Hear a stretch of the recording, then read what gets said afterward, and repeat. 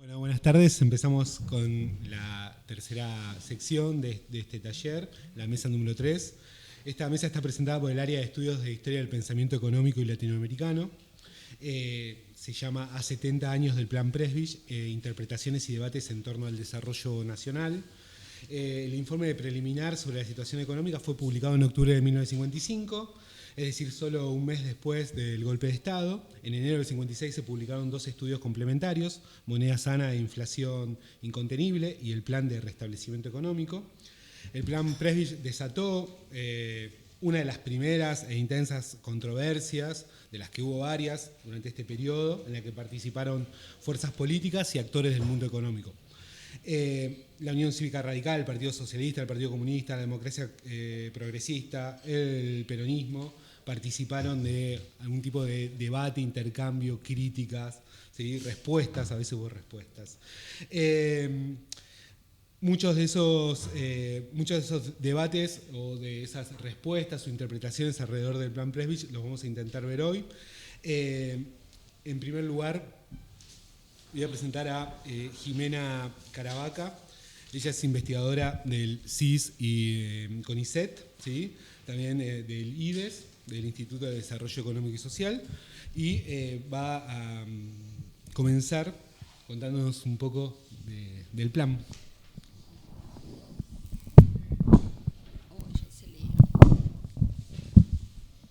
Buenas, ¿cómo están? Bueno, gracias por la invitación. ¿Cómo hago esto? Sin más. Acá una hoja de ruta de las paradas que espero... ¿Me puedo mirar acá? Porque si no voy a estar... Perdón, la desprolijidad, pero así veo dónde estamos. De las paradas que quiero recorrer en los 15 minutos que la coordinación nos cede para tomar la palabra, que tiene que ver con Argentina en 1955, en este momento que mencionaba Camilo, con Presbich en 1955, con su diagnóstico y con la terapéutica. Como decía Camilo, no voy a reiterar las fechas, pero el informe preliminar acerca de la situación económica viene a un mes de iniciado el gobierno de la autodenominada Revolución Libertadora, lo cual nos permite...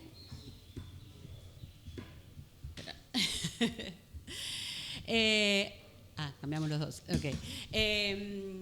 Lo cual nos permite advertir alguna cuestión interesante respecto de la relación de expertos económicos y gobiernos de escasa legitimidad de origen, que me parece que es importante porque en 1955 ya el lugar de la economía y de los economistas era otro, no era el Presbich de los años 30, ¿sí? Y no era la economía de los años 30. El Presbich de los años 30 y el del 55 en algún punto se parecen bastante, sobre todo en su disposición a colaborar con gobiernos autoritarios. ¿Todo bien? Sí. No el Presbich en sus abordajes teóricos, pero sobre todo no la relación de la disciplina económica con la asesoría de la política económica, ¿no? Entonces, hay ya desde la crisis de 1930 y luego desde la segunda posguerra, una relación economía, economistas y política económica mucho más consolidada.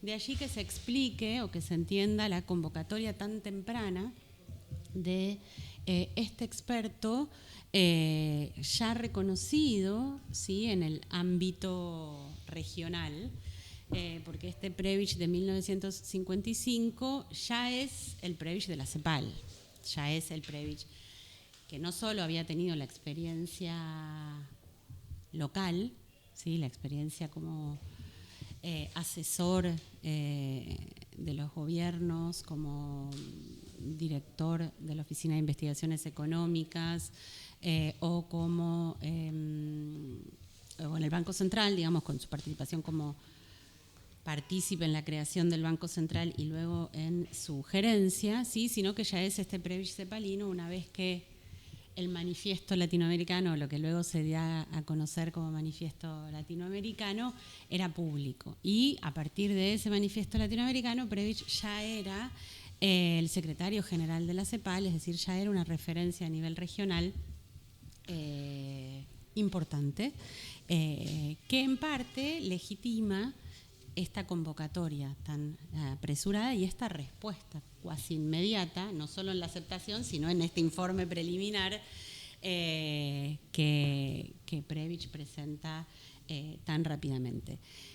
Para retomar o para poner en contexto este Prebisch del 55, me parece importante compartir con ustedes este párrafo, que es el párrafo que da inicio al famoso documento El desarrollo económico en América Latina y algunos de sus principales problemas, al que habitualmente nos referimos como el manifiesto latinoamericano, porque me parece que da cuenta de qué era o cuáles eran los diagnósticos y las propuestas de Prebisch en tanto experto estructuralista, cepalino y regional, para luego en todo caso ponerlo en tensión con cuáles fueron sus lecturas y propuestas para el caso nacional. Este Prebisch en 1949 y ante la Segunda Asamblea General de la CEPAL presenta o inaugura ese documento. La realidad está destruyendo en la América Latina aquel pretérito esquema de la División Internacional del Trabajo que después de haber adquirido gran vigor seguía prevaleciendo doctrinariamente hasta muy avanzado el presente.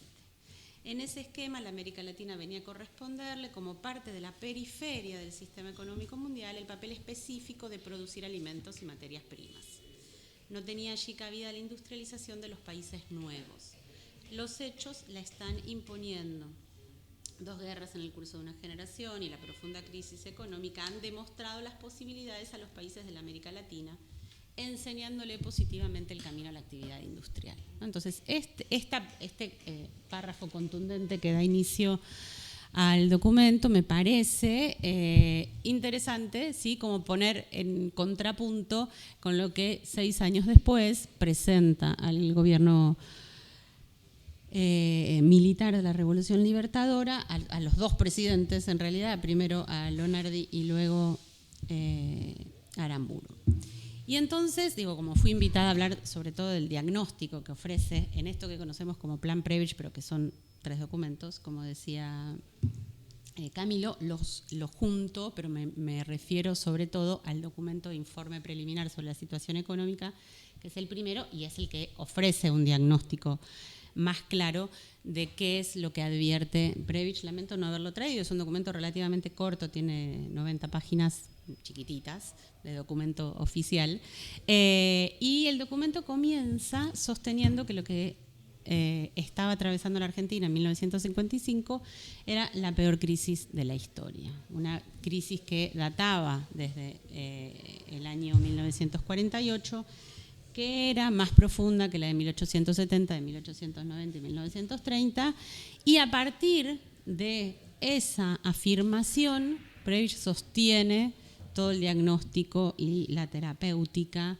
que propone. Hice o intenté organizar una suerte de puntos que resumen ese argumento detrás de la idea de la peor crisis de la historia. Tiene que ver con el estancamiento de la economía que advierte desde 1948, la descapitalización por la realización de inversiones improductivas. ¿Ya me van a pasar un papelito? Digo, estoy mal si ya me pasan el papelito. La infraestructura destruida, el altísimo proceso de inflación y el endeudamiento público, ¿sí? Entonces tenemos ante este diagnóstico, ¿sí?, una serie de sugerencias, un diagnóstico que incluye diagnóstico y sugerencia, pero que también permite advertir cuáles eran los puntos flacos de esa economía, de ese modelo económico que advierte Prebisch en 1955. Y una de las primeras premisas que propone en el documento tiene que ver con el ritmo de la producción, con la necesidad de acrecentamiento del ritmo de la producción, pero que para eso era necesario aumentar el nivel de importaciones. Y ahí empieza o pone en evidencia el eterno dilema de la balanza comercial argentina y las importaciones necesarias para que el proceso productivo tome forma y las limitaciones, ¿sí?, de ese proceso. Sostiene además que el proceso industrializador, y se refiere específicamente al proceso industrializador del peronismo, fue contra la eficiencia de la producción agrícola, ¿sí? Entonces, que esta idea de que la industria se tensionaba, se oponía a las actividades primario exportadoras terminan llevando a la economía a este callejón sin salidas, ¿no? Sostiene además que el otro problema de los que identificaba, que les mencionaba antes, que es el de la inflación, tiene que ver con los aumentos de los salarios de manera desmedida por encima de los aumentos de productividad y por el aumento de las líneas de crédito, ¿sí?, que habían tomado forma en esos años, y por una suerte de desanclaje, ¿sí?, de relación que se corta entre el crecimiento industrial y la tecnificación agraria. Entonces, ¿por qué ponía inicialmente este párrafo del manifiesto latinoamericano? Porque en cierta medida buena parte de esos argumentos contra la especialización primaria exportadora que presenta Prebisch en aquel documento, aquí tienen un límite en un diagnóstico que dice, bueno, finalmente se fue contra esa producción primaria exportadora, esa es la vía principal de entrada de divisas para la economía argentina, y al haber ido contra esa especialización productiva e intentar forzar un proceso de industrialización sin mayor guía, ¿sí?, y sin mayor criterio, lo que estamos es en un callejón, en un momento de difícil solución, diría Prebisch y los auténticos decadentes. Bueno, y aquí, cortito, algunas de las sugerencias en términos generales, y en todo caso después podemos conversar un poco más sobre esto, que ofrece luego del diagnóstico. La primera, y me parece la fundante, que permite luego entender cuáles son las propuestas terapéuticas más precisas, tienen que ver con la recuperación de este lugar de compatibilidad o de esta relación posible entre la producción primaria y la industrialización, ¿sí? No, se manifiesta en contra de este modelo que, según él, siempre estoy reproduciendo esa posición, habría enfrentado y habría privilegiado la industrialización por sobre la producción primaria. Y en todo caso lo que rescata es la compatibilidad posible y necesaria, es decir, que la tecnificación del agro y el aumento de su productividad es el camino que permitiría el ingreso de divisas que solo haría posible la industrialización. Y en este sentido me parece que lo que hay es una propuesta de dos tiempos, ¿no?, que incluye un primer tiempo de apertura y de liberalización del sistema del mercado, sobre todo contra los mecanismos de intervención estatal con los que es muy crítico, el fin de los subsidios al consumo y en general una postura bastante ortodoxa para contener la inflación, ¿sí?, contra los controles de precios, contra los controles de cambios, y luego una serie también de propuestas respecto del frente externo con la siempre utilizada devaluación de la moneda como aliento a las exportaciones agropecuarias, el intento o la sugerencia llevada a cabo muy rápidamente de acceso a los organismos internacionales de crédito a los cuales el peronismo había decidido no firmar las cartas de adhesión, me refiero específicamente al Fondo Monetario Internacional, renegociación de la deuda y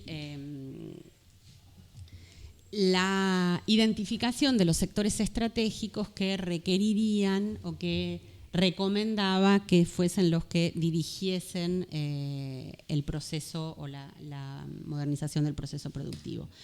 Entre estos identifica las industrias básicas, la industria siderúrgica, metalúrgica y maquinarias. Advierte además acerca de la considerada deficiente formación técnica industrial, ¿sí?, y apunta a un proceso de industrialización en este segundo tiempo de la terapéutica que sugiere, ¿sí?, un proceso de industrialización que tiene que estar apuntado hacia aquellas actividades que pudiesen, en su sustitución productiva, llevar al ahorro de divisas, ¿sí?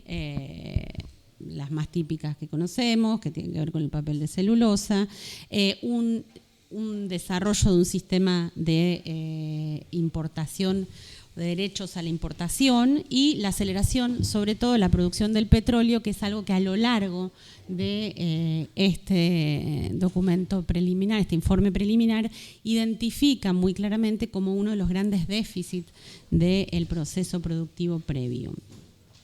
Junto con la cuestión del petróleo, advierte acerca de la decadencia de la infraestructura, la traba que esto supone para el proceso productivo y la necesidad de algún tipo de obra pública muy enfocada en caminos, sobre todo infraestructura que permitiese el desarrollo industrial.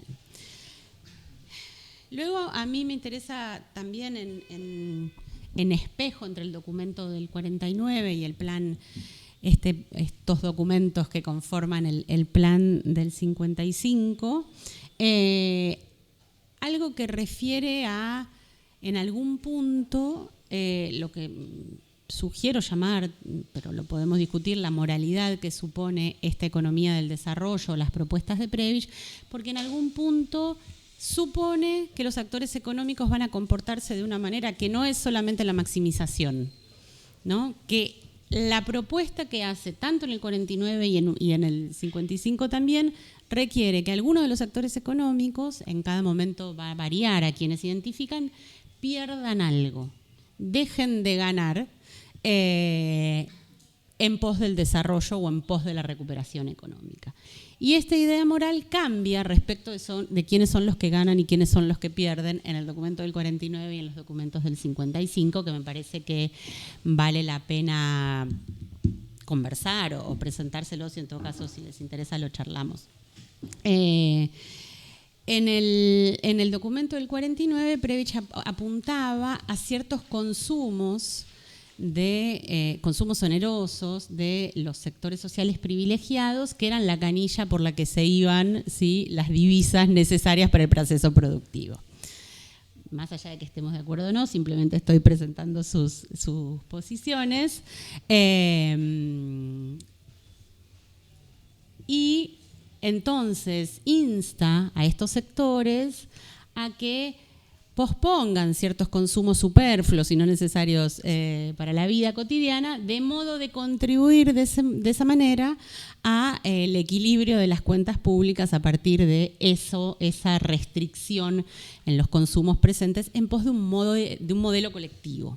Entonces, allí en el documento del 49 hay un llamado moral a un comportamiento económico no guiado por la maximización, sino por cierta moralidad que impone algún límite al consumo presente en pos de algo mayor, ¿sí? En el documento del 55 estas cuestiones empiezan a matizarse, o en los documentos del 55-56,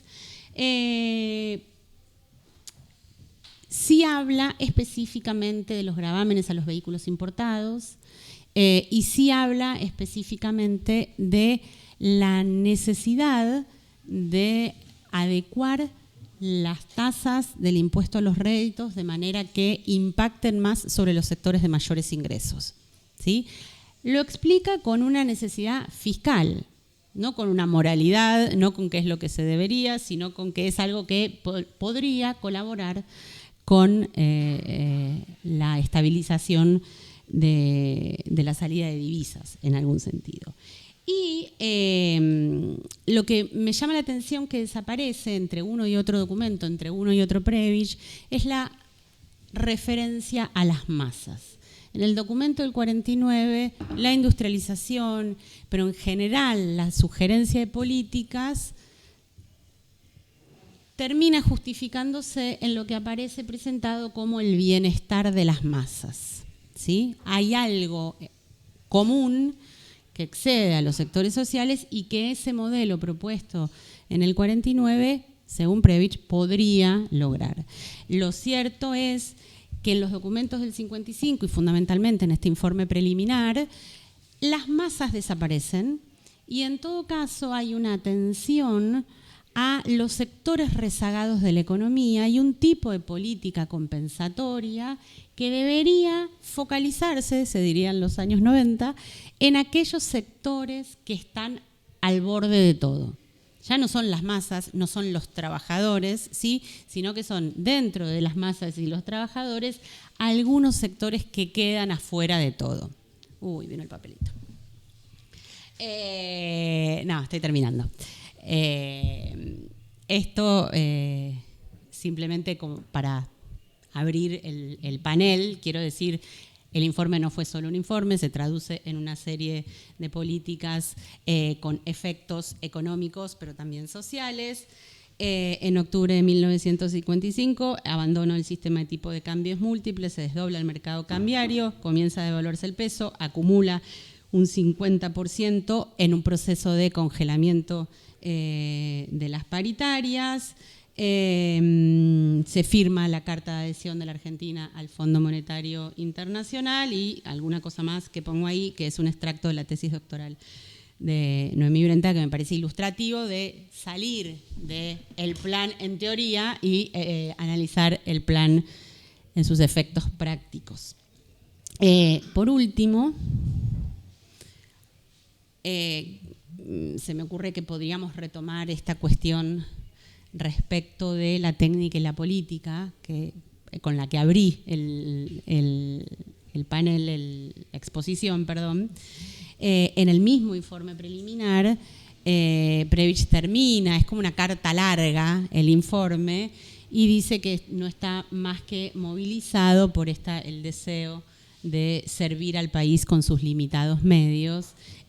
Durante prolongados años he esperado volver dignamente, ¿sí? Como que hubo algo de indigno en su ida de la Argentina, y que nuevamente, un gobierno autoritario, esta convocatoria le devuelve la dignidad. Una dignidad, por otro lado, o una relación que se advierte no solamente en la rapidez con la que lo convocan y con la rapidez con la que responde, sino en cierta, y esto lo digo más a título intuitivo, en cierta consonancia ideológica con una terminología. La idea de moneda sana que se utiliza en el segundo de el primer informe, luego del preliminar, la idea de saneamiento era muy central a el discurso antiperonista, ¿no? Entonces, hay algo de coincidencia o algo que no lo deja muy incómodo a Prebisch en ese clima de ideas del 55, aún con las tensiones que puedan identificarse entre ese Prebisch de unos años antes en la CEPAL y este Prebisch de los planes o del plan del 55-56. Bueno, listo, muchas gracias.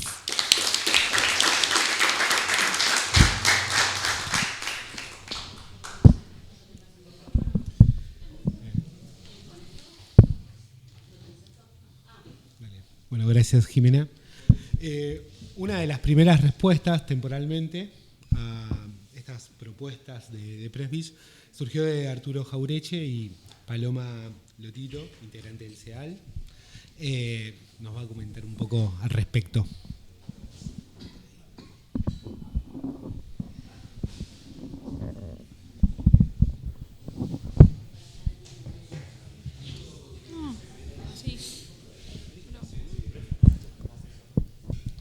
Bien, voy a poner el cronómetro para ser breve. Bueno, ¿qué tal? Yo voy a hablar de la respuesta de Arturo Jauretche, una del peronismo, creo que la única del peronismo que vamos a trabajar hoy.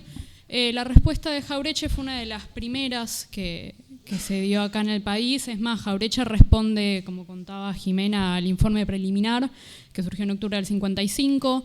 Jauretche responde en lo que después es el libro titulado El Plan Prebisch, Retorno al Coloniaje, que surge creo que a final del 55, principios del 56, ahora no recuerdo en qué año fue publicado. Bien, así como existe la crítica de Jauretche, también existen las críticas a la crítica de Jauretche. No va a ser tema que tratemos hoy por cuestiones temporales. Sí me parecía importante mencionar que toda la crítica que realiza Jauretche es cuestionada desde otros sectores. A mí me parece interesante mencionar, antes de meternos en los detalles de todo el trabajo que hace Arturo, la cuestión de que primero él se va a centrar más que nada en criticar el diagnóstico que hace Prebisch, criticando no solo lo que él ve, sino las herramientas que utiliza para realizar su diagnóstico, afirmando que Prebisch tergiversa cuál era la situación de la economía argentina hacia 1955 para después poder ser funcional a la política social y económica que pretende llevar adelante la revolución libertadora. Y después sí va a hacer todo un análisis de lo que cree que van a ser las consecuencias del plan Prebisch. Eso sí es un poco menos desarrollado en su libro, es lo que menos trabaja, ya que se enfoca mucho más en lo que tiene que ver con el análisis del diagnóstico.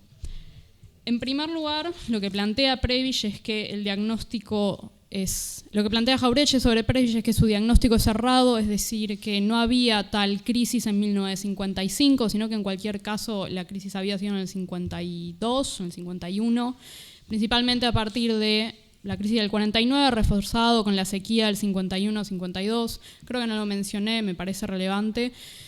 Jauretche pasa a formar parte del peronismo en el 45, es muy cercano al gobierno hasta más o menos el 49, que es cuando se retira. No obstante, la defensa que hace el peronismo con este libro es muy acérrima y toda la crítica que hace al plan de Prebisch es también una defensa de lo que fueron los gobiernos peronistas. Entonces lo que va a plantear es que la crisis ya había sido superada, en parte gracias a las medidas implementadas por el plan de emergencia económica en el 52-53, y que recurriendo a un montón de análisis que realiza y un montón de números, como puede ser variables como las horas trabajadas, el nivel de empleo tanto en Capital Federal como el Gran Buenos Aires, ventas minoristas y etcétera, lo que plantea es la economía argentina se viene recuperando hace ya varios años. Entonces esto que dice Raúl Prebisch de que hay la peor crisis de la historia argentina no es algo cierto, sino que es todo lo contrario. Y después algo que le critica muy puntualmente es que todo el análisis que hace es erróneo y que recurre a un montón de herramientas maliciosas, como por ejemplo la tergiversación de cifras correspondientes a balances del Banco Central, el comercio exterior o recursos destinados al aprovisionamiento energético. También plantea que Prebisch ignora cuestiones de suma importancia para áreas del informe, como la existencia de otros medios de transporte, cuando analiza la parte de la situación del transporte ferroviario en la Argentina, que ignora obras de infraestructura llevadas a cabo por la empresa YPF, etc. También dice que Prebisch entra en contradicción al reconocer que el déficit de divisas que planteaba que existía no era en realidad exagerado con la potencia económica del país, y también que respecto al comercio internacional, también respecto a las estimaciones, dice que Prebisch reconoce incluso que no corresponden a datos oficiales, sino que surgen de la opinión de técnicos en la materia, y Jauretche lo pone entre comillas. A esto lo que apunta, y cito, pues me parece que es una frase muy clara de Jauretche, es que estas tergiversaciones, omisiones y afirmaciones erróneas dan cuenta de que Prebisch inventa la crisis para justificar las medidas que después propondrá. Realizado toda la crítica al análisis de Jauretche, que aparte al análisis de Prebisch, que Jauretche lo separa en varias áreas que tienen que ver con la situación de divisas, el estado de transportes, el problema de la energía, el desenvolvimiento industrial, la producción agrícola y la deuda interna. Puede hacer todo este raconto, dice bueno que en realidad no había tal crisis, como mencionaba previamente. Y después de hacer esto, lo que plantea o sugiere es que en realidad Prebisch no fue el verdadero autor de este informe. Para esto recurre a dos herramientas. Por un lado, lo que plantea es que el Prebisch del informe es muy distinto al Prebisch de años previos, particularmente de la CEPAL, y ahí es cuando recurre a un texto publicado por la CEPAL en 1949, titulado Estudio Económico de América Latina, donde Prebisch afirma, primero, respecto a la industria y al desarrollo industrial durante el gobierno peronista, que gracias a la decidida política de protección y estímulo aplicada por el gobierno y las fuertes aportaciones de bienes y capital, la industria argentina entró en su fase de consolidación definitiva, muy distinto, plantea lo que Prebisch decía respecto de que la industria estaba en crisis y que era pertinente avanzar en un proceso de industrialización de los sectores básicos. Respecto a la siderurgia, que es un punto en el cual Jauretche hace mucho énfasis, dice que hay que reconocerle que a la Argentina no tenía fuentes accesibles de hierro y carbón, como se tenía en otros países de América Latina, que esto es algo Prebisch señalaba y decía, bueno, el peronismo fue el único gobierno que sí se enfocó o priorizó el desarrollo de la siderurgia en la Argentina. Después, respecto a la agricultura y ganadería, que Jimena mencionaba como un punto central del informe de Prebisch, dice, bueno, que Prebisch en este estudio planteaba que el peronismo había hecho un gran avance en todo lo que tenía que ver con la tecnificación y diversificación del sector agrícola, entonces no se podía afirmar que la industria había crecido a costa de la ganadería, sino que todo lo contrario, y que incluso si en realidad lo que pasaba es que se había reducido la exportación de bienes agropecuarios, es porque había crecido mucho la demanda interna gracias al aumento del consumo de los argentinos, gracias al aumento y la mejora de sus condiciones de vida. Y por último, respecto al comercio internacional, Prebisch también en este estudio, dice Jauretche, celebra mucho la firme aplicación de los controles de precios, créditos e importaciones y los propósitos que estos se perseguían. Con esto, lo que va a plantear Jauretche es, bueno, Prebisch se contradice mucho con lo que había escrito tan solo unos años atrás y ahí lo que pasa a sugerir es que en realidad no es su autor y plantea que, bueno, que también era muy difícil que hubiera sido su autor si lo escribió tan solo en 15 días desde que fue la Revolución Libertadora hasta su publicación, que fue 15 días, un mes después del golpe de Estado, que aparte, dice Jauretche, pasó mucho tiempo viajando entre Buenos Aires y Santiago de Chile, las oficinas del CEPAL, pasando mucho tiempo en el país vecino. Entonces dice, bueno, ¿cómo es posible que Prebisch haya escrito todo este informe de 90 páginas tan desarrollado, utilizando números que no eran oficiales, sino que lo tuvo que elaborar él con su equipo de técnicos? La conclusión a la que llega es que no fue escrito por Prebisch, sino que fue escrito por Rodolfo Katz, el director de Economic Survey, un diario muy exclusivo destinado a las grandes élites económicas y políticas de la Argentina, y que por lo tanto Prebisch puede ser considerado un agente inglés al servicio de la Revolución Libertadora. Esto me parece que es el cuerpo más importante del análisis de Jauretche. Después lo que pasa a hacer es una valoración de lo que cree que van a ser las consecuencias del plan. No desarrolla mucho, la verdad, el análisis económico y cómo es que estas medidas que se propone implementar Prebisch, que contó Jimena, van a resultar en estas conclusiones. Lo que sí plantea es que en su capítulo ¿Hacia dónde vamos?, que estas medidas van a resultar en una transferencia al sector agropecuario de una mayor parte del ingreso nacional, del encarecimiento de los productos de importación, la liberación de los controles de precios y el congelamiento de salarios, que se va a terminar dando un amplio concurso del capital extranjero bajo la forma de empréstitos más que de inversiones directas, que la política desinflacionaria tendiente a comprimir el actual nivel de ocupación y a transferir mano de obra a la industria al agro iba a resultar en mayores niveles de desocupación y también de reducción de los avances de la tecnificación del trabajo, y que también se iba a dar una eliminación de los cauces bilaterales del comercio exterior con miras a la adopción de una multilateralidad limitada. Las consecuencias de este proyecto antiindustrialista van a ser una vuelta al campo, tecnificándolo con la aplicación de los recursos del país empresa, lo que significa el desastre de la industria, la desocupación y la miseria, dice, de los argentinos. Esto iba a terminar siendo para ventaja de Inglaterra, que convirtiéndose en nuestro único comprador va a poder someternos, y dice, se cumplirá así una clara sentencia del viejo Prebisch, que las economías débiles no colaboran, sino que se subordinan fatalmente. Y por último dice que estamos en presencia de una operación de desembarco, en que la revolución política solo tiene por objetivo encubrir una contrarrevolución económica y social para replantar al país sobre su vieja base colonial, cuya economía no admite 18 millones de argentinos prósperos y felices, y así poco a poco se reconstruye el estatuto del coloniaje. Esta es la crítica de Jauretche. Poco tiempo después se exilia al Uruguay, donde escribe Los profetas del odio. Claramente no había lugar para Jauretche en este país de la Revolución Libertadora. Y bueno, entiendo que después siguió escribiendo, no estoy segura si llegó a revisar los siguientes informes de Prebisch, Pero bueno, esta es una de las críticas del peronismo que comparte un poco, lamentablemente, creo que era Marcelo quien iba a hablar de la respuesta de Cafiero, pero no pudo estar acá. Pero bueno, comparte un poco algunas ideas de Cafiero y también de Scalabrini y Ortiz, otras no tanto. Pero bueno, esos son sus aportes.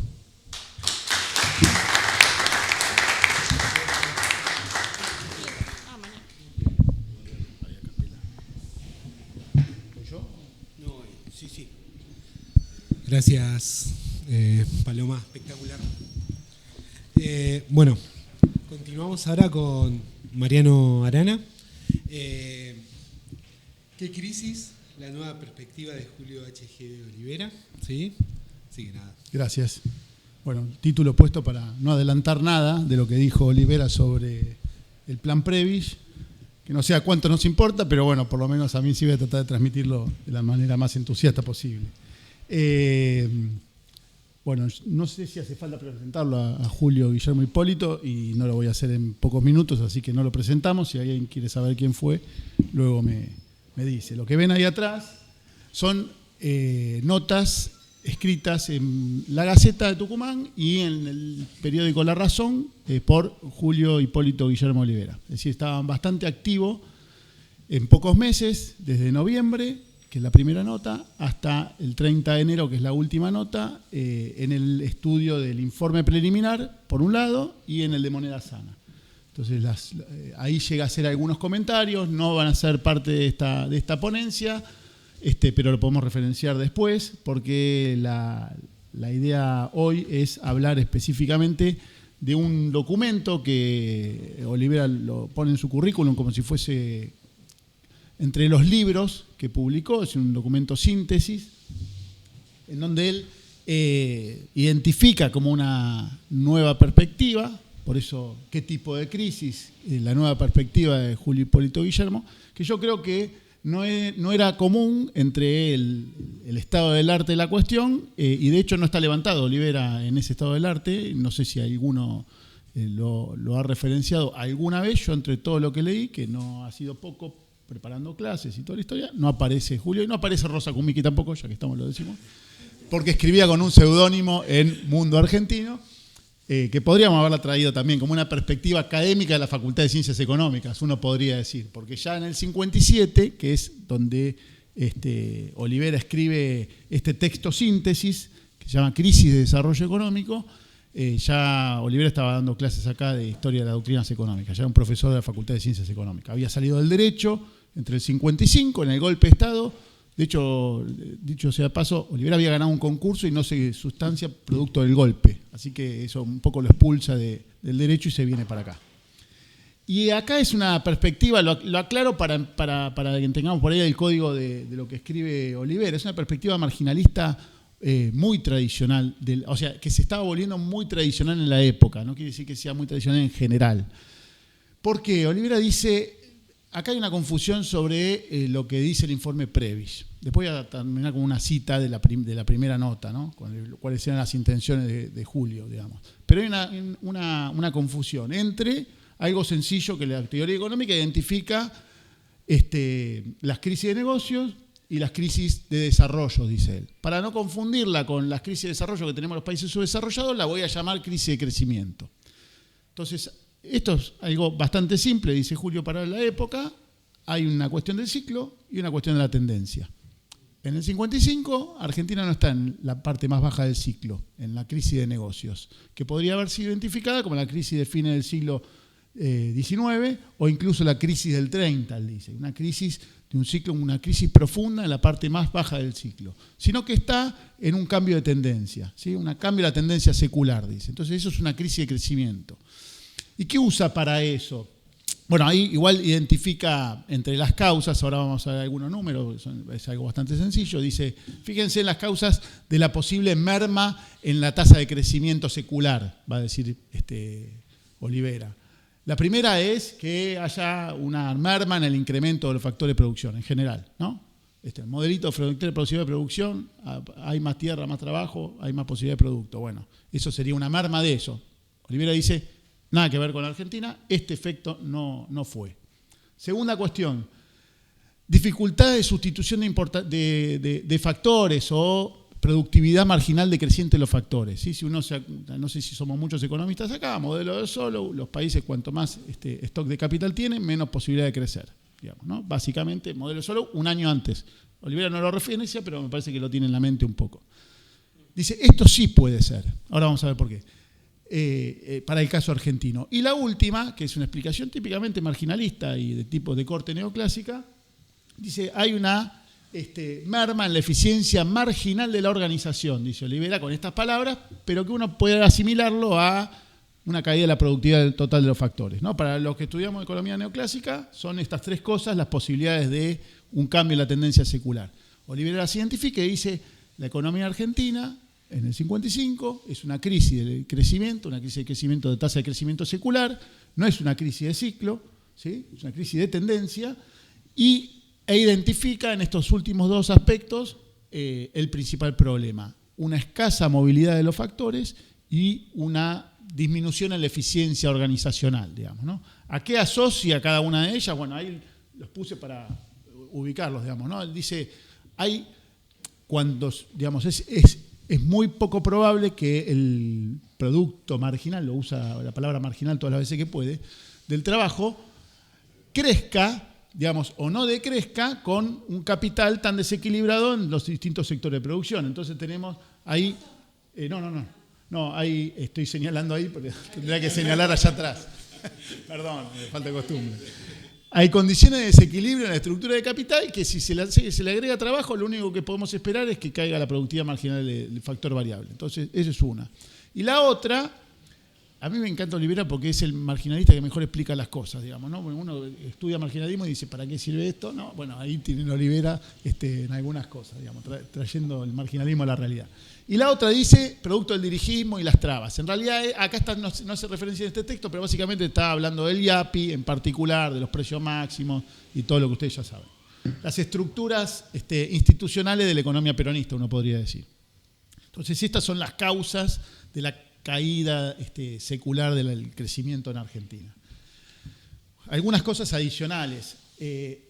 Olivera dice, miremos el ciclo y dice, miremoslo por cada 8 años, por octenio, digamos, ¿no? Para identificar los promedios móviles que nos dirían, mirándolos 8 años, digamos, de a 8 años a medida que avanza el tiempo, cómo cambian esas tasas promedio, seculares promedio por octenios. Esto lo nombra Juglar, pero más porque era medio juguetón con los autores viejos, porque aparte dice queda viejo, pero es lo que los 8 años son lo que mejor explican el ciclo argentino. Dice Olivera, cosa que habría que en todo caso validar, porque él mismo se encarga de decir que Juglar tiene más una coincidencia de periodo que otra cosa. De Clement Juglar un siglo antes, digamos, ¿no?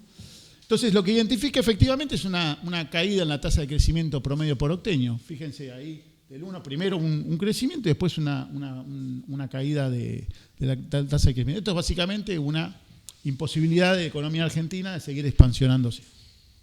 En segundo lugar, dice, bueno, vamos a verificar efectos de aceleración, el estilo Clark y Hicks, ¿no? Siempre referenciándose en algunas autoridades. Pero no tanto como Clark, sino como lo identificó Hicks, pues, aceleración de la inversión. Lo que dice es que cuando se expande el producto, la inversión debería también acelerarse, ¿no? El famoso efecto de aceleración. Y viceversa, cuando se cae la posibilidad de expandirse la economía, también ocurre lo propio con la inversión neta. Calcula la inversión neta y efectivamente identifica una merma en ahí ya no está en la tasa de crecimiento, son miles de millones de pesos constantes de 1950. Por último, también dice, ocurre algo parecido con los salarios, y acá lo trae Smith, eso es una cosa más de que daba clases acá con Smith y qué sé yo, y Smith en realidad, si ustedes se acuerdan en algún momento, lo que dice es, en las sociedades más prósperas los salarios crecen más, dice Smith, no importa el nivel, importa la tasa de aceleración, digamos, ¿no? Que es lo que está mirando Olivera. Entonces dice, bueno, voy a mirar qué pasa con los salarios, y con los salarios industriales, ahí dice salario real, pero es salario real industrial. Dice, hay de nuevo un crecimiento y luego una caída del salario real en los octenios, por ende tampoco se da este efecto acelerador que debería darse en las sociedades prósperas a la Smith, digamos, ¿no? Y por último, algo que me parece dos cosas. Vamos primero con la estructura del empleo. Dice, también debería verificarse que el empleo industrial, que es el que está más asociado al crecimiento de las economías en este periodo, si se diera que empieza a crecer el empleo industrial, dudaría. Pero no, efectivamente el empleo industrial, como porcentaje del empleo total, también cae medido de nuevo en promedio móviles de 8 años. Entonces acá todas las cosas que Mira Olivera le dan a que esto es una crisis de una tasa secular de crecimiento, de inversión, de empleo, de salario. ¿Cómo explica comercio exterior? También, bueno, ahí lo que dice es, mirado de nuevo por Octeño, hay un crecimiento del déficit, o sea, de la imposibilidad de saldar las cuentas externas de la economía argentina, ¿sí? Esto es exportaciones netas, ¿sí? Exportaciones menos importaciones. De nuevo, todo por Octeño es medido en millones de dólares, ¿no? Déficit medido en millones de dólares. ¿Cómo explica Olivera esto? Y acá es donde se pone interesante, y yo voy a tratar de ir cerrando, porque es donde Olivera comienza, es el puntapié inicial de su teoría de la inflación estructural. Él dice, acá hay una inflación de costos. Estamos en un mundo, en particular en Argentina, de precios administrados y oferta elástica de dinero, que no es otra cosa que dinero pasivo para nosotros ahora, para Olivera en ese momento. Esto quiere decir que la oferta de dinero se acomoda a los incrementos de precio y no al revés. Digamos, no es monetarismo, no es la tesis monetarista, es la tesis no monetaria. Lo está exponiendo ya en este texto del 57. Y dice, en realidad es una economía que sigue creciendo, secularmente sigue creciendo, pero decrecientemente. Lo lógico es que tienda a importar, a seguir importando. Con una inflación de costos creciente, básicamente uno podría pensar hoy en un tipo de cambio real apreciado o apreciándose, producto de la inflación de costos. No lo dice así Olivera, pero dice con costo creciente, inflación de costos, los productos de exportación se vuelven más caros, los productos de importación aumenta la propensión marginal a importar. Otra vez con la marginalidad y en las propensiones Olivera vuelve a ponerlo ahí. Entonces ese es el factor explicativo de que en este tipo de economía el déficit se vuelva cada vez mayor. La explicación de Olivera dice, nosotros no tenemos una explicación para adoptar, para abrazar respecto del ciclo económico y la tendencia para este caso. Hay que crear, tenemos déficit en la teoría de las crisis, digamos, dice Olivera. Estoy tratando de teorizar sobre ello y aplicarlo al caso argentino. Y esto de algún modo, ustedes habrán visto, en realidad, dialoga con los dos mundos, con el mundo de que estamos en la peor crisis de la historia, ¿no? Como inicia el informe preliminar, y en la que no hay ninguna crisis en el 55, este es un golpe político, que efectivamente, más allá de las opiniones, yo creo que fue un golpe político, no sé si hay alguna duda de eso, pero Olivera dice, esto es la interpretación de Previ ya está mal, y yo creo, dice que leyéndome, no lo dice tal cual, pero da la sensación de que insinúa de que Previ cambia su diagnóstico de la peor crisis de la historia a una aguda crisis de desarrollo económico entre el primer informe y el último, leyendo las notas de los periódicos que el propio Olivera había escrito. Les pongo esta cita que me parece notable, sobre todo para cuando se identifican los orígenes de la inflación estructural, más allá de la cuestión. Uno puede decir, una de las herencias del peronismo es que nos dejó la teoría de la inflación estructural también con esto, ¿no? Hablando de alguna de esas cosas. ¿Por qué no? Lo leo por si alguno nos llega a leer desde allá. Dice, la diferencia entre los dos tipos de inflación es importante asimismo en un punto a la terapéutica antiinflamatoria. Los remedios tradicionales que atacan la inflación por el lado del dinero y la demanda efectiva, por ejemplo, mediante restricciones al crédito bancario, resultan inadecuados para la inflación de costos. Esto es el 57, recordemos 2 años después, tenemos un ajuste del fondo.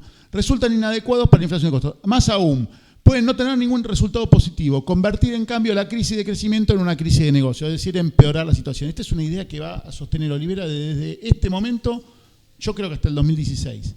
¿No? Cuando uno hace una política de ajuste en un contexto de inflación no monetaria, empeora la crisis, digamos, ¿no?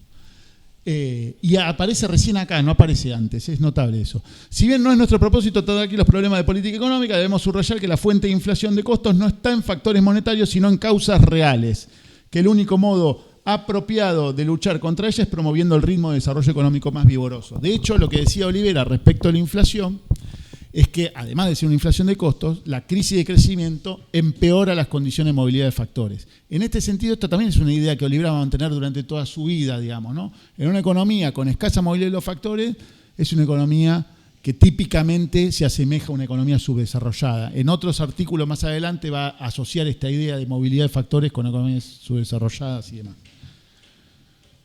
Nada más por mí. Gracias.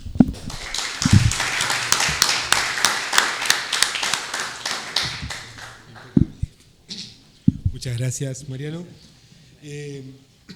Continuamos con Ángel Serra, investigador del CEAL. La revista ¿Qué? Y la crítica frigerista.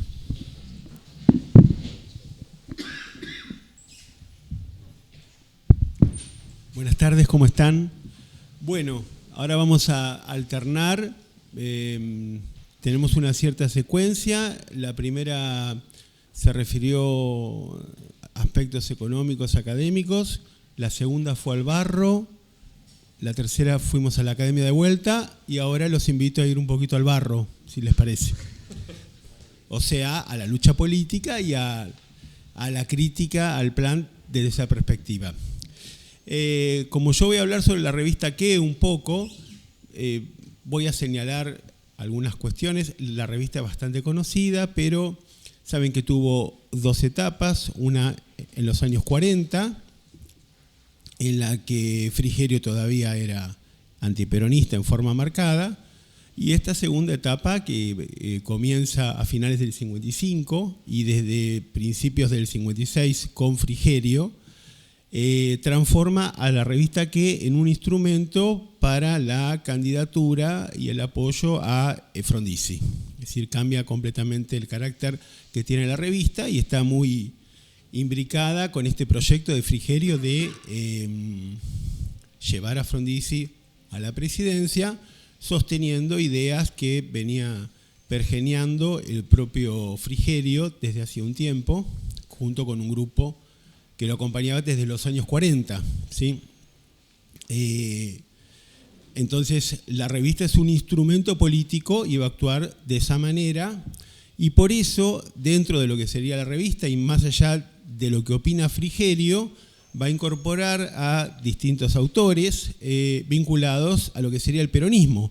No el peronismo en su vertiente principal en cuanto a la figuración, sino a dos figuras como Jauretche y como Scalabrini Ortiz, que habían tenido una relación bastante difícil o distante con el peronismo. Scalabrini se sintió reconocido por el peronismo, pero nunca tuvo una actuación pública. Y Jauretche, bueno, ya refirió Paloma lo que pasó con él. Ahora les cuento algo en relación a Jauretche y a Frigerio, que habían tenido un conocimiento anterior en la vida nocturna porteña a finales de los 30. Se pueden dar precisiones, pero no es el ámbito, pues si no nos sumergimos más en el barro todavía, y ya alcanza con esto. Esto se está grabando y no podemos decir que iban al cabaret juntos, porque no es propio de un ámbito como este. Y más interesante todavía, a finales de los años 40, Frigerio y un grupo de amigos y mecenas que están relacionados de algún modo al comunismo o al Partido Comunista, algunos siguen perteneciendo, como Bernardo Sofovich, y otros son constructores con un pasado en el Partido Comunista de los años 30, van a hacer el emprendimiento en Mar del Plata del barrio Alfar, y en eso va a tener participación Jauretche, financiando este emprendimiento porque era el presidente del Banco Provincia, es decir, que habían compartido algunos ámbitos a finales de los años 30 y negocios en esta época. Se volvieron a encontrar en la coyuntura del 56, en la que justamente Perón está exiliado y se trata de recomponer el peronismo, y después el final es que Jauretche termina muy enfrentado con Frigerio y lo va a acusar de gorila y de que en el año 45 estaba del lado de la Unión Democrática, cosa que es absolutamente cierta. Estaba del lado de la Unión Democrática, pero Frigerio lo va a olvidar. Entonces, bueno, tenemos este intento, y entonces si hablamos sobre la revista ¿Qué? Ahí a Scalabrini Ortiz como un mecanismo de crítica a Prebisch y a la Libertadora. A Prebisch lo va a tomar como como un enemigo principal, ¿sí? Insistiendo en esto que va a ser un motivo que se repite mucho en el peronismo. Prebisch había sido un economista que participó de lo que sucedió en la década infame, con lo que se tiene que ver el pacto Roca-Runciman, la entrega de lo que sería el patrimonio argentino, y otra vez, enviado por los ingleses, vuelve a cumplir su tarea, como lo dijo Paloma, ¿sí? Scalabrini repite este argumento. Scalabrini era un intelectual muy respetado desde que había escrito ese libro sobre los ferrocarriles en 1940, y era muy, muy leído. Y va a tener una relación distinta con Frigerio, va a poder llegar con Frigerio casi hasta la muerte. Él muere en 1959 y se retira pocos meses antes. Inclusive Scalabrini soporta de algún modo el tema de los contratos petroleros que firma Frondizi y plantea algunos reparos, pero en una crítica frontal, lo cual le cuesta bastante y algunos no se explican por qué. Pero vayamos a Frigerio. ¿Qué hace Frigerio en esta situación? Que está construyendo una alianza con el peronismo sin el propio Perón presente, que todos sabemos la historia, después el acuerdo en Caracas y lo que sigue, pero planteando esta confluencia. Bueno, lo que va a hacer es criticar a Prebisch de manera muy similar a los términos que está usando Scalabrini. En definitiva, si uno lo examina, porque yo quise irme un poquito de todo lo que es el barro, ¿no? ¿El barro cuál es? Esto, ¿sí? Más allá, piensen además que Prebisch va a acercarse a los radicales del pueblo de manera más o menos consciente, o los radicales del pueblo lo cooptan, o Prebisch se queda con ellos, pero se va a acercar a los radicales del pueblo. De hecho, cuando viene a la facultad a exponer, lo presentan los futuros radicales que van a estar con Ilia, como jóvenes. Son los que organizan, son los que lo presentan, son los que lo defienden cuando recibe algunos ataques, algunos insultos. Entonces, políticamente está claro que acá hay una antinomia. Ahora, si nos basamos en el informe, en el primer informe, en el diagnóstico, ustedes fíjense que lo que dijo Jimena, en buena parte, tiene que ver con el ideario que tiene el desarrollismo. Porque si ustedes piensan, no las medidas vinculadas a la devaluación, todas esas cuestiones además a Frigerio le resultaban completamente irrelevantes. Tenemos que recordar que Frigerio estudió, ¿qué estudió Frigerio?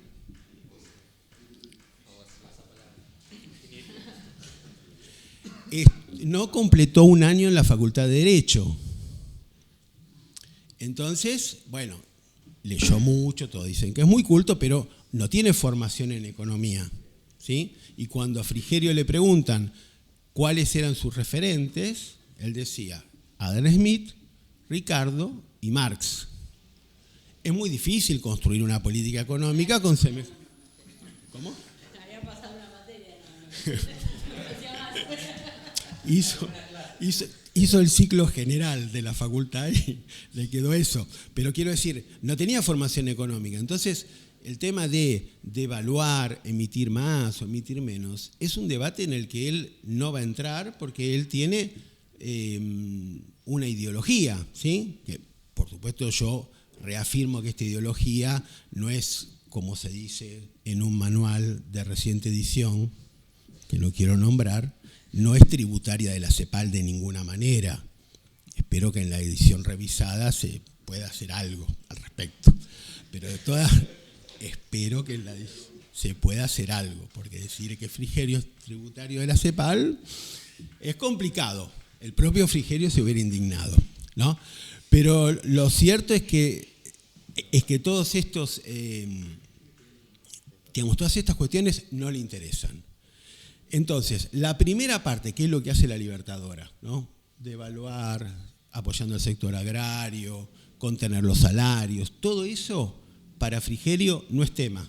O sea, no está a favor ni en contra. De hecho, si ustedes examinan la política desarrollista, tiene año 58 de emisión monetaria, tipo de cambio fijo inconvertible, después el plan de estabilización en diciembre del 58, después Alzogaray en el 59, o sea, y Frigerio cuando le preguntaban, dice, bueno, lo importante es conseguir el desarrollo. O sea, las cuentas no eran lo suyo, para decirlo, pero eso no quiere decir que sea tributario de la CEPAL de ninguna manera. Bueno, bueno. Pero fíjense que en los otros puntos de lo que dice Prebisch, bueno, él con más énfasis, pero él dice, hay que arreglar con los organismos internacionales. De hecho, Frondizi hace el famoso acuerdo en diciembre del 58 con el Fondo Monetario. Hay que apelar al capital extranjero para explotar el petróleo. Eso es claramente algo de él. El cuestionamiento a los salarios que deben ser otorgados en base a la productividad. Ese es un motivo muy importante en el desarrollismo, ¿sí? O sea, el salario tiene que aumentar siguiendo justamente la productividad, no siguiendo otros criterios políticos. Entonces, y el énfasis en apuntalar a los sectores estratégicos. Eso es desarrollismo. Lo que quiero decir que este cuestionamiento contra Prebisch tiene más que ver con la lucha política que hay en el momento, con los enfrentamientos que hay, con este intento que hace Frigerio de prepararle una plataforma a Frondizi para llegar a la presidencia, que a cuestiones vinculadas con las cuestiones económicas. Después, con el tiempo, sí van a surgir diferencias importantes entre CEPAL y el desarrollismo. Por ejemplo, la cuestión de la integración regional, que en los 60 es un tema importante en CEPAL y que Frigerio rechazaba explícitamente porque consideraba que no era favorable para la Argentina. Pero, bueno, en esta especie de síntesis entre la economía, entre la academia, a la que Frigerio no fue, el barro, en el que estuvimos frecuentando, y un pequeño comentario sobre un manual de reciente edición, he terminado mi exposición. Muchas gracias.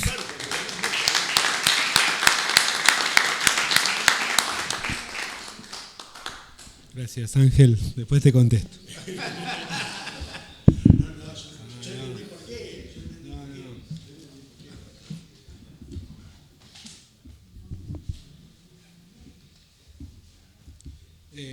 Bueno, seguimos entonces. Sí, exactamente. Vengo yo ahora. Voy a hacer algo que nadie acá hizo y era la propuesta original. Aprovechando mi parecido con Aldo Ferrer, voy a hacer como cosplayer y voy a imitar a... No, mentira. Bueno, sí, pero algo de eso sí, algo de eso vamos a hacer igual. Un poco así. Quizás si hubiese ocurrido un debate en estos términos que estamos haciendo, ¿no? Representando diferentes posiciones, algo que no ocurrió porque la verdad hubo desfasajes temporales entre las respuestas, las críticas, las formas en que se expresaron esas críticas, a veces en mesas redondas, a veces en notas periodísticas, a veces en libros, ¿no? Ferrer podría haber empezado contestándole a Prebisch de la siguiente manera. Don Raúl, ¿no? Porque siempre con respeto, lo conocí en 1948 en el curso de Dinámica Económica, ¿sí? Una materia que después es Economía Política, mientras estudiaba en la Facultad de Ciencias Económicas. De ahí lo recuerdo con gran admiración, gran respeto. Volví a verlo en 1950, cuando estaba en Naciones Unidas, mientras me formaba en la teoría del desarrollo, junto con usted y otros grandes pensadores, ¿no? Furtado, Noyola Vázquez. Probablemente seguiría con algo así como, volví en 1953, ahí presenté mi tesis al año siguiente en la facultad, en 1954, donde lo citaba, en esa tesis usted aparecía citado. La tesis es de reciente publicación, lo estamos situando, ¿no? Estamos en 1956. por mi amigo y correligionario José Lisiaga. Fue publicada en febrero del 56, la tesis de Aldo Ferrer. ¿Sí? Es cierto que saqué su nombre del listado bibliográfico en ese momento, pero bueno, usted entenderá el contexto. Allí, pero sin embargo, comparto en ese libro, mi primer libro, comparto sus propuestas de industrialización y, estas son las fuentes que utilicé para armar un poco este cosplayer. Los trabajos de Marcelo, el trabajo de Claudio Bellini, el mismo libro de Ferrer y un libro de Oscar Allende. Le contaba a Raúl que compartía sus propuestas de industrialización y preocupación por las tensiones que genera el descenso de exportaciones, particularmente a partir del deterioro de los términos de intercambio. También coincido en la necesidad de recurrir al crédito externo, en general por insuficiencia del ahorro interno, ¿sí? Y que esté orientado a áreas particulares como infraestructura y actividades básicas. Hasta ahí un tono amistoso, identificatorio, ¿sí? Pero bueno, dice, usted publicó en octubre del 55 el informe preliminar y puedo decir que yo fui crítico del peronismo. En las Naciones Unidas todos lo éramos. Cuando volví me vinculé con Arturo Frondizi, en ese momento era diputado, ¿sí? Y formé parte de su equipo de expertos, asesores en temas de economía. Por ahí nos cruzamos por ahí. Criticamos en ese momento los acuerdos con la Standard Oil, ¿sí? Basados en la declaración de Avellaneda de abril del 45. Y podría seguir con algo así que diga, entonces, cuando usted publicó el informe, hice algunos trabajos de análisis para Frondizi y yo en el informe vi algunas similitudes con las posiciones del radicalismo.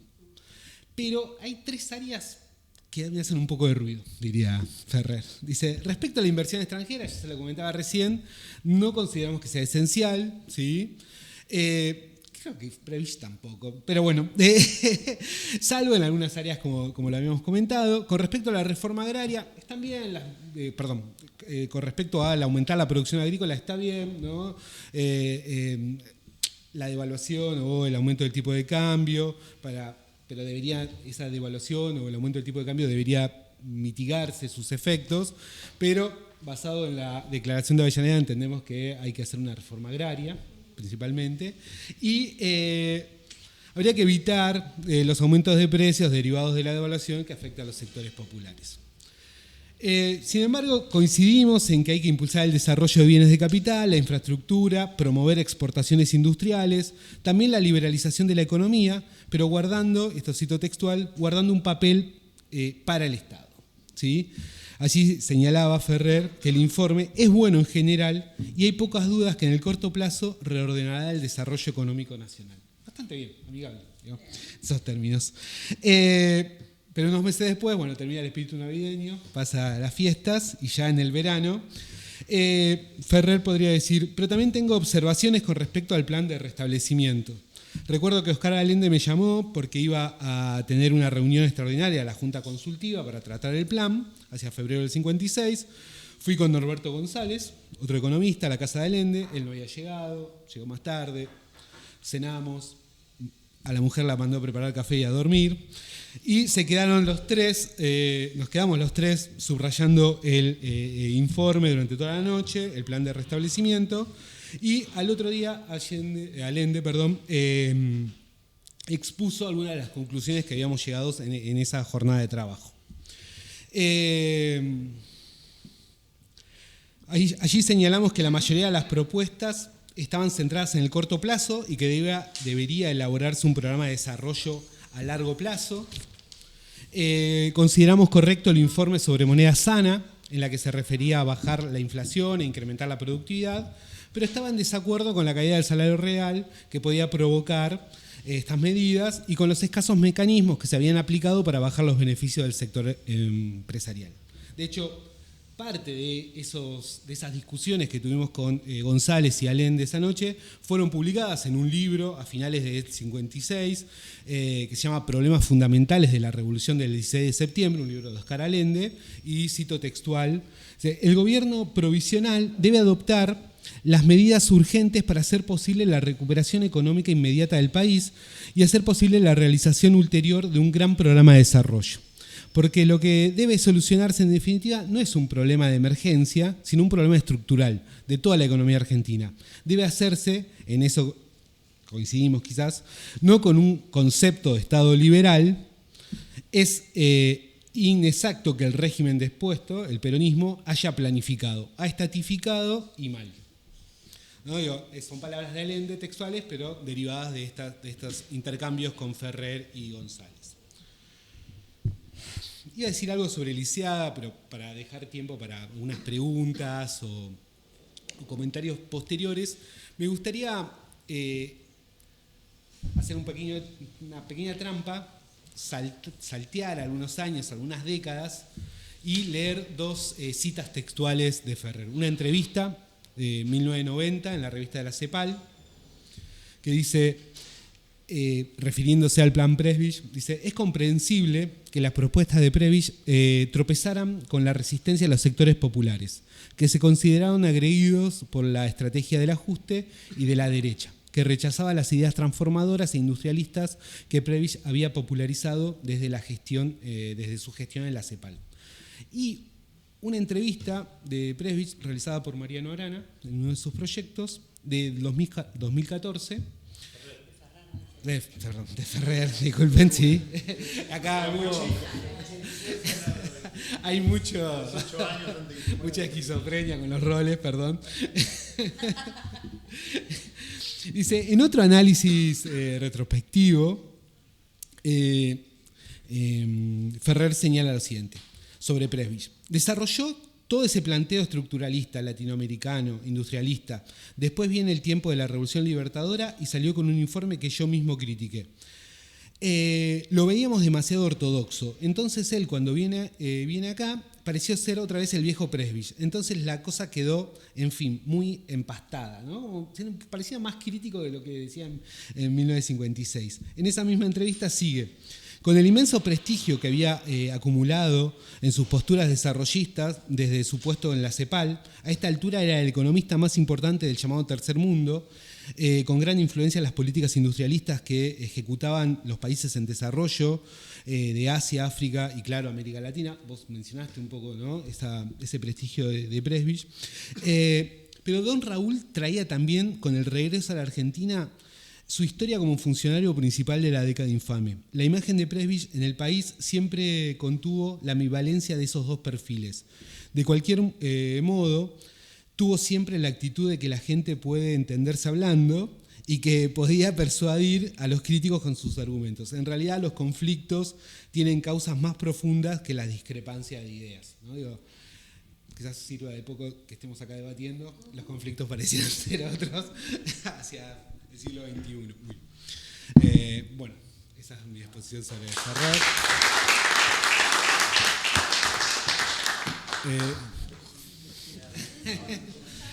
Espero que Mario, con inteligencia artificial, me agregue la cara de Ferrer en el video. Bueno, a modo de cierre, si después nos quedan unos minutos, hacemos algún comentario. Federico Guibaudo, investigador del CEAL, su exposición, Las respuestas liberales, Pinedo y Aleman. Dale, ¿tenés un pedacito? Sí, ya mismo. Bueno, lo que me toca exponer sería la perspectiva liberal, ¿no? La crítica del liberalismo al plan Presbich, ¿no?, o a los diferentes documentos que se elaboraron. Particularmente vamos a tomar la posición de Federico Pinedo y de Roberto Aleman, ¿no?, para entender como una mirada del liberalismo argentino, ¿no? Dale, perfecto. ¿Cómo era esto acá, no? Ahí va. Ahí va, buenísimo. Bueno, como por punto de partida había un gran acuerdo, ¿no?, tanto del bloque liberal, digamos, con el plan Presbich, que era básicamente la herencia, ¿no? Toda la crítica al peronismo, la herencia de la economía, de la destrucción de las cadenas del peronismo, de los precios regulados. Ahí no había ninguna diferencia, ahí estaban todos de acuerdo. Más allá de algunos matices, compartían la crítica a Presbich. Después, ahí se empezaban a hilar diferentes diferencias, valga la redundancia, pero podemos ver que Aleman planteaba una mirada y Pinedo tenía otra propuesta. Básicamente podemos emparentarlo en lo que sería un liberalismo más pragmático desde el lado de Roberto Aleman y un liberalismo ortodoxo de Federico Pinedo, ¿no? Vamos primero con Aleman. Esta presentación es breve. Originalmente esta presentación le iba a dar Juan Odicio, que es un especialista en lo que es el liberalismo en la Argentina, de los argentinos incluso puntualmente, pero bueno, por problemas de agenda lo vine a reemplazar, así que vamos a hacer un breve resumen de esta escuela de pensamiento frente a las críticas del plan Prebisch, ¿no? Aleman, como les comentaba recién hace un ratito, tenía como una visión pragmática, ¿no? De acuerdo a las propuestas de Prebisch en su plan. Básicamente el problema, o los acuerdos, mejor dicho, estaban en que en el corto plazo, bueno, sí, hay que hacer una devaluación, hay que hacer un ajuste, como que con las recetas y el diagnóstico de corto plazo estaban en lo correcto. La gran diferencia, tanto del bloque liberal, digamos, Aleman y Pinedo con Prebisch, era en el largo plazo, ¿no? ¿Qué es lo que se tendría que hacer para generar un sendero de desarrollo sostenido? Aleman, como les decía, va a plantear una visión más pragmática en donde no va a quitar toda presencia del Estado, sino que va a pujar y proponer un Estado que tenga participación, ¿no? En lo que es la política industrial, ¿no? En esto de la segunda ISI, la compleja, en los sectores de acero y de química, en la parte de la formación de capital, ¿no? En la inversión. El gran problema de la economía para Aleman era el ahorro y la supertasa de propensión marginal a consumir, digamos. Era necesario canalizar un ahorro para contrarrestar esa elevada propensión a consumir, ¿no? Y era necesario un Estado con matices, pero presente para poder encauzar esas políticas económicas, ¿no? No era que solo la liberación de los precios iba a generar un desarrollo, era necesario darle un cierto tutelaje a esa liberalización, ¿no? Y el tercer punto, creo que ya me adelanto hasta acá, era el financiamiento externo entre las crisis. O sea, en el corto plazo estábamos todos de acuerdo que habría que hacer el ajuste, se podría tomar crédito, organismos multilaterales o directamente desde el sector privado, pero la mayoría de las críticas llegaban hacia el largo plazo, ¿no? Porque realmente Aleman hacía una crítica en lo que sería la posibilidad de estas inversiones extranjeras de crear ahorro interno, ¿no? Que era, como comenté recién, uno de los problemas más importantes para atacar la formación del capital y su represalia en el desarrollo económico.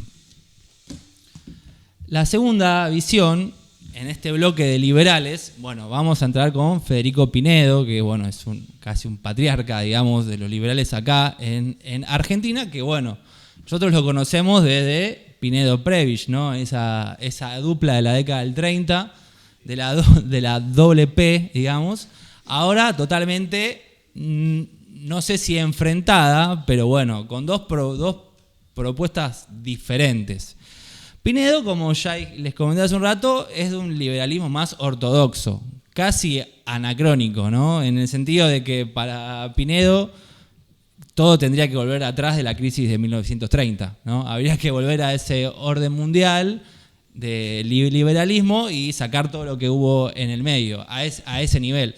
Obviamente que critica todo Estado peronista, política peronista y a todo lo que sería la estatización, ¿no? Incluso le llega a criticar a Prebisch hasta la tesis de los términos de intercambio. Le dice, o es falsa o puede ser verdadera, pero no tiene nada que ver con lo que queremos resolver. No tiene ningún asidero, digamos, en los problemas económicos argentinos, ¿no?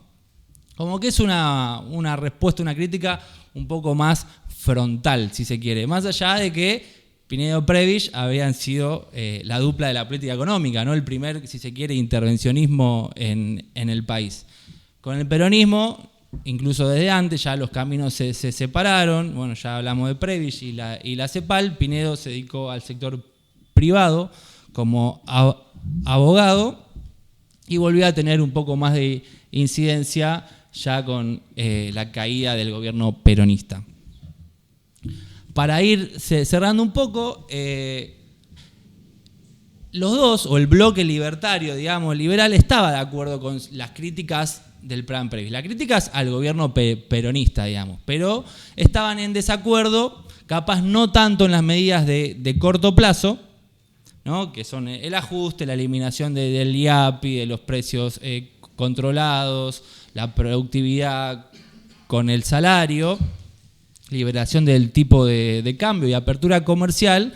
Estaban de acuerdo en esas medidas de corto plazo, pero el problema se encontraba, o las diferentes posiciones se veían más reflejadas en lo que es el largo plazo, ¿no? Alemán planteaba una idea, acá ya terminando, una idea más pragmática en donde no se tendría que eliminar totalmente el Estado, sino que debía continuar intentando canalizar la inversión pública para esta idea de generar el ahorro nacional, mientras que Pinedo era como un bloque totalmente más ortodoxo en lo que es el liberalismo, ¿no? Con esta idea de reducir al Estado a lo mínimo posible, inversión extranjera, sin intervención del Estado, sin canalización del Estado, solamente a la vieja escuela pre-crisis de 1930.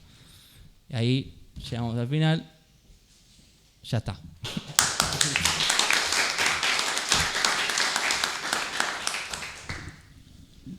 Bueno, gracias, Fede. Solo para agrandarnos un poco, tuvimos que hacer un recorte importante vinculado a otros trabajos que realizamos en el área, ¿sí? Otros integrantes del área han trabajado las críticas al plan Prebisch desde posiciones como las de Abraham Guillén o del Partido Comunista, las posiciones de Beberage y Allende, y bueno, hicimos un recorte por cuestiones de agenda y tiempo, pero podríamos incluir otras posturas más. No sé si Prebisch quiere contestar algo sobre los comentarios que le hicieron o abrimos a preguntas. Sí, por supuesto, nos encantaría. Con Pinedo, con esta relación tan extraña de qué eran Prebisch y Pinedo en los 30, cómo colaboran y cómo se desconocen en los 50, cuando Prebisch publica la introducción a Keynes en el Fondo de Cultura Económica en el 48, le manda un ejemplar dedicado a Pinedo. Y Pinedo le responde con una carta que está en el archivo de Prebisch, espectacular. Primero le dice, me hubiera gustado, estoy refraseando, ¿no? Pero me hubiera gustado leer la dedicatoria, pero no entiendo su letra. Y después le dice, ya sabe los reparos que me produce el autor que usted trabaja. O sea, no me importa, no lo voy a leer cordialmente, pero me llama mucho la atención el gesto de Prebisch de hacerle llegar a quien habrá sido en algún momento un referente válido. Y el ninguneo que Pinedo en esta conversión hacia el liberalismo ortodoxo le mete hacia fines de los 40 con la introducción. Me parece una carta hermosa.